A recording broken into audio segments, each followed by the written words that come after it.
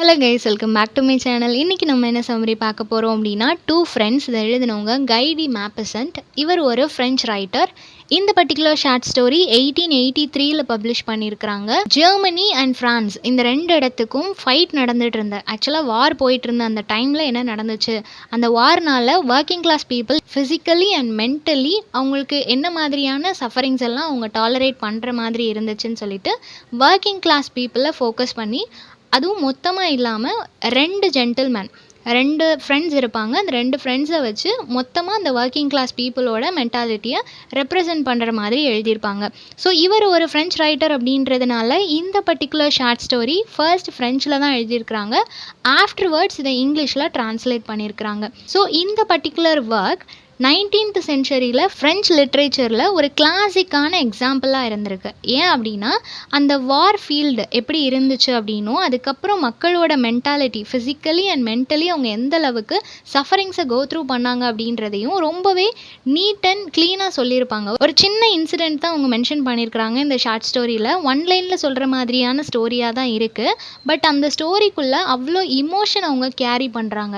So எந்த அளவுக்கு அவங்க கண்ட்ரி மேலே அப்சஸ்டாக இருக்கிறாங்க, எந்த அளவுக்கு பேட்ரியாட்டிக் ஃபீல் அவங்களுக்குள்ள இருக்கு, அவங்களோட பர்சனல் கண்டிஷன் பாவர்ட்டியில் இருந்தாலும் ரொம்ப வேர்ஸ்டாக இருந்தாலும் இந்த கண்ட்ரிக்கு அவங்க பிட்ரேயல் பண்ணிடக்கூடாது, ஒரு ட்ரேட்டராக மாறிடக்கூடாது அப்படின்றதுல ரொம்பவே கான்ஷியஸாக இருக்கக்கூடிய ரெண்டு ஜென்டில்மேனை பற்றி தான் இந்த ஸ்டோரியில் ரிவீல் பண்ணுறாங்க. ஸோ ஸ்டோரி எப்படி ஸ்டார்ட் ஆகுது அப்படின்னா, இப்போ பாரிஸில் ஜான்வரி 1871 இந்த டைமில் இப்போ வார் நடந்துகிட்ருக்கு இல்லையா, ஜெர்மனி அண்ட் ஃப்ரான்ஸ், பாரிஸ் எல்லா இடமுமே ரொம்பவே வேர்ஸ்டான ஒரு கண்டிஷனில் இருக்குது. மக்கள் யாருமே எந்த இடத்துக்கும் ஃப்ரீயாக போக முடியல.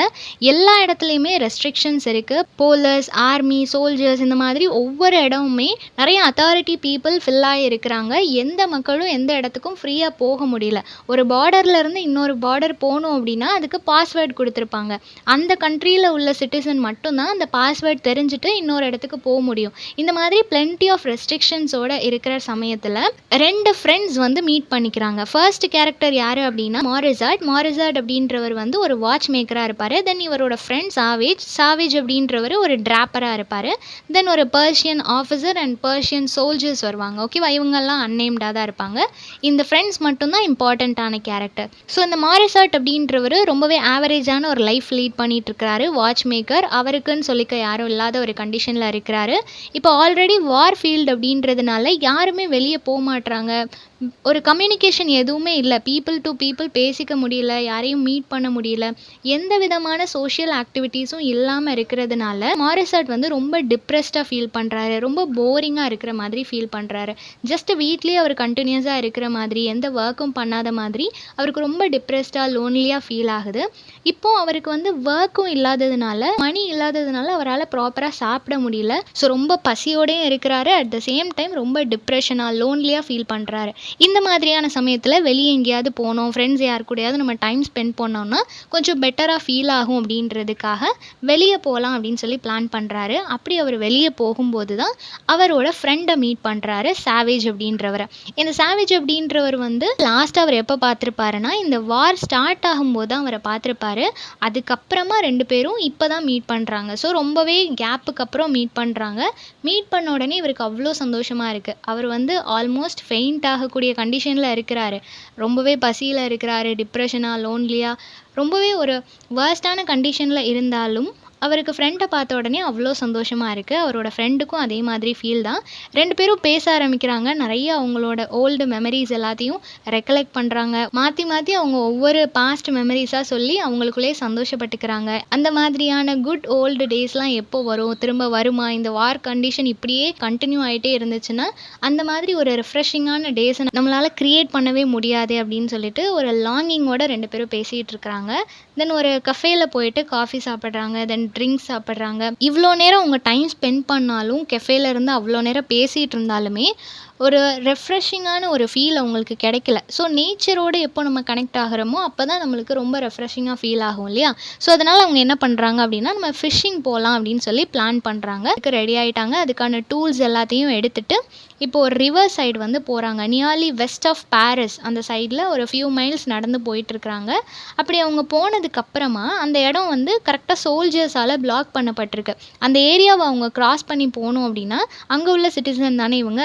ஸோ அவங்கக்கிட்ட பாஸ்வேர்டு என்னன்றதை கேட்டுட்டு அந்த சைட் கிராஸ் பண்ணி போயிட்டு அதுக்கப்புறம் ரிட்டர்ன் வரும்போது அந்த பாஸ்வேர்டை இவங்க சொல்கிற மாதிரி இருக்கும். அது அங்கே உள்ள சிட்டிசனுக்கு மட்டும்தான் சொல்லுவாங்க.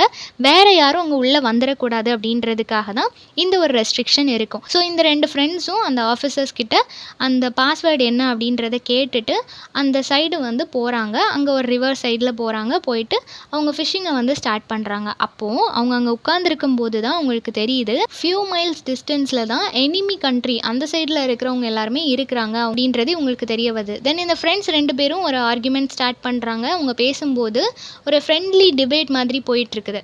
அவங்க 2 பேருக்குமே லாஸ்ட்டாக கன்க்ளூஷன் என்ன வருது அப்படின்னா, யார் ஜெயித்தாலும் தோத்தாலும் சரி, மொத்தத்தில் இது ஒரு ட்ராஜிக் வாராக தான் இருக்க போகுது.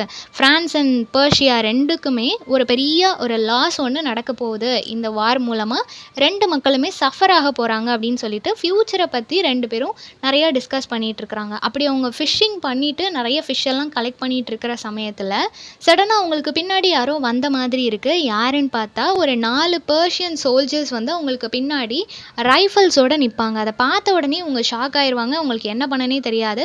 அவங்க 2 பேர் வந்து சடனாக இந்த ஃப்ரெண்ட்ஸை வந்துட்டு லாக் பண்ணி அவங்கள வந்து நீல் டவுன் போட சொல்லிடுவாங்க. அந்த ஃப்ரெண்ட்ஸும் நீல் டவுன் போட்டு இருப்பாங்க.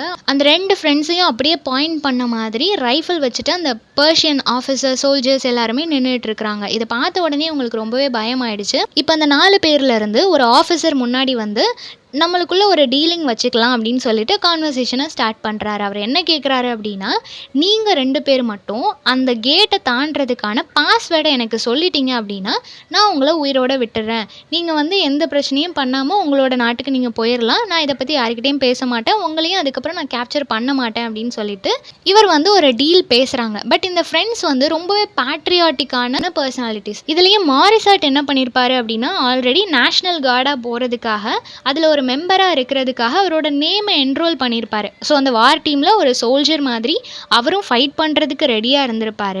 அந்த சமயத்தில் அந்த கண்ட்ரிக்கு எதிராக நீ ஒர்க் பண்ணணும் அப்படின்றத கேட்ட உடனே இந்த ஃப்ரெண்ட்ஸ் 2 பேராலையும் அதை அக்செப்ட் பண்ணிக்க முடியல. ஸோ என்ன செய்கிறதுன்னு சொல்லி யோசிச்சுட்டு இருக்கிறாங்க. ஸோ அவர் வந்து ரொம்ப கம்பல் பண்ணுறாரு, நீ பாஸ்வேர்டு சொல்லிட்டேன்னா நான் உயிரோட உன்னை விட்டுறேன். நீ வந்து அதுக்கப்புறம் எதை பற்றியும் நீ கவலைப்பட வேண்டாம். பாஸ்வேர்டை மட்டும் சொல்லிடு அப்படின்னு சொல்லி கண்டினியூஸாக கேட்டுகிட்டே இருக்கிறாங்க. பட் இந்த ஃப்ரெண்ட்ஸ் 2 பேரும் முடிவு பண்ணிட்டாங்க, நம்ம சொன்னாலும் சொல்லலைனாலும் நம்மளை கொல்ல தான் போகிறாங்க. அப்படியே அவங்க நம்ம கொல்லாமல் விட்டாலும் பரவாயில்ல, நம்ம வந்து நம்மளோட நாட்டை அவங்கக்கிட்ட விட்டு கொடுத்துட்டு நம்ம உயிரோடு இருக்கிறத விட நம்ம இறந்து போகிறது பெட்டர். எல்லாருமே சந்தோஷமாக இருப்பாங்க நம்ம நாட்டில். அதனால் நம்ம பாஸ்வேர்டு சொல்ல வேணாம் அப்படின்னு சொல்லி 2 பேருமே முடிவு பண்ணிட்டாங்க. ஆஃபீஸர்ஸை வந்து நீங்கள் பாயிண்ட் பண்ணி அவனை ஷூட் பண்ணலாம், அவன் வந்து இதுக்கு மேலே உண்மையை சொல்ல மாட்டான் அப்படின்ற மாதிரி சொல்லிட்டாங்க. இப்போ அந்த ஃப்ரெண்ட்ஸ் 2 பேரும் ஒருத்தருக்கு ஒருத்தர் சைடில் பார்த்துக்கிறாங்க. தென் அவங்களோட ஹேண்ட்ஸ் 2ஐயும் ஒன்றா சேர்த்து ஹோல்ட் பண்ணிக்கிறாங்க.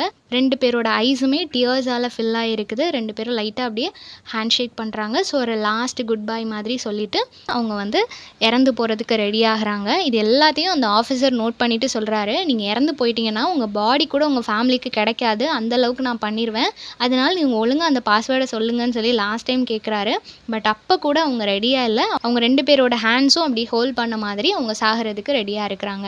ஸோ அவங்களோட அந்த ஸ்டபர்னான அந்த ஆட்டிடியூட் பேட்ரியாட்டிக் ஃபீலை பார்த்துட்டு கோவத்தோட கண்டினியூஸாக 12 ஷாட் அவங்க மேலே இவங்க ஷூட் பண்ணுறாங்க. ஸோ அந்த ஃப்ரெண்ட்ஸ் 2 பேருமே அந்த இடத்துல இறந்து போயிடுறாங்க. அந்த ஆஃபீஸர் வந்து சோல்ஜர்ஸ்க்கு ஆர்டர் கொடுக்குறாங்க, அவங்களோட டெட் பாடிஸை எடுத்து அந்த ரிவரில் தூக்கி போட்டுருங்க, அவங்களோட டெட் பாடிஸ் கூட யாருக்கும் கிடைக்கக்கூடாது, அதனால ரிவரில் தூக்கி போட்டுருங்க அப்படின்னு சொல்லிட்டு எந்த விதமான இமோஷனும் இல்லாமல் அந்த ஆஃபீஸர் சொல்லிடுறாரு. இவங்களும் அதே மாதிரி ரிவரில் போட்டுடுறாங்க. இப்போ அந்த ஃப்ரெண்ட்ஸ் வந்து நிறைய ஃபிஷ் எல்லாம் கேட்ச் பண்ணியிருந்தாங்க இல்லையா, அந்த ஃபிஷ் எல்லாமே இருக்குது. அந்த ஆஃபீஸர் என்ன சொல்கிறாரு அப்படின்னா, அந்த ஃபிஷ் எல்லாத்தையும் ஃப்ரை பண்ணிடுங்க, நம்ம சாப்பிட்லாம் அப்படின்னு சொல்லிட்டு அவரோட சேரில் போயிட்டு உட்கார்றாரு. அந்த ஸ்மோக் பண்ணுற அந்த பைப்போட போய் உட்கார்றாரு. அதோட இந்த ஸ்டோரி வந்து முடியுது. ஸோ ஒரு சின்ன இன்சிடென்ட், ஒரு ஃப்ரெண்ட்ஸ் வந்து ரொம்ப வருஷத்துக்கு அப்புறம் மீட் பண்ணி அவங்களோட டைம் ஸ்பெண்ட் பண்ணுறாங்க. லாஸ்ட்டாக ஒரு கொஷின் கேட்குறாங்க. பட் அது வந்து அவங்களோட கண்ட்ரிக்கு அகெயின்ஸ்டாக இருக்கிறதுனால அவங்க 2 பேரும் சேர்ந்து உயிரை விட்டுறாங்க. ஸோ ஒரு ஒன் லைன் ஸ்டோரி தான். பட் இதில் எந்த அளவுக்கு அவங்களோட உயிரை விட அதிகமாக அவங்களோட நேஷனை அவங்க வந்து வர்ஷிப் பண்ணுறாங்க, அது மேலே எந்த அளவுக்கு ஒரு லவ்வோடு இருக்கிறாங்க அப்படின்றத வந்து ரொம்பவே அழகாக சொல்லியிருக்காங்க. ஸோ வார் டைமில் நம்ம ஆல்ரெடி ரொம்ப வர்ஸ்டான ஒரு கண்டிஷனில் இருக்கிறோம். இந்த சமயத்தில் அவங்க தர்ற ஆஃபரை எடுத்துக்கணும் அப்படின்னு சொல்லி இல்லாமல் நம்மளோட கண்ட்ரி நல்லா இருக்கணும், அங்கே இருக்கிற பீப்புள் நல்லா இருக்கணும், என்றைக்கும் நம்ம அதுக்கு துரோகம் பண்ணக்கூடாது அப்படின்னு சொல்லி நினைக்கிறாங்க இல்லையா. அந்த மாதிரி ஒரு கிரேட்டான நேச்சர் இருக்கிற 2 ஃப்ரெண்ட்ஸை பற்றி ரொம்பவே பியூட்டிஃபுல்லாக இந்த ஸ்டோரியில் நரேட் பண்ணியிருக்கிறாங்க. ஸோ இந்த சம்மரி எல்லாருக்கும் புரிஞ்சிருக்கும்னு நினைக்கிறேன். நெக்ஸ்ட் என்ன டாப்பிக்கில் வீடியோ போடலான்னு சொல்லி கமெண்ட் பண்ணுங்கள். தேங்க்யூ ஃபார் வாட்சிங்.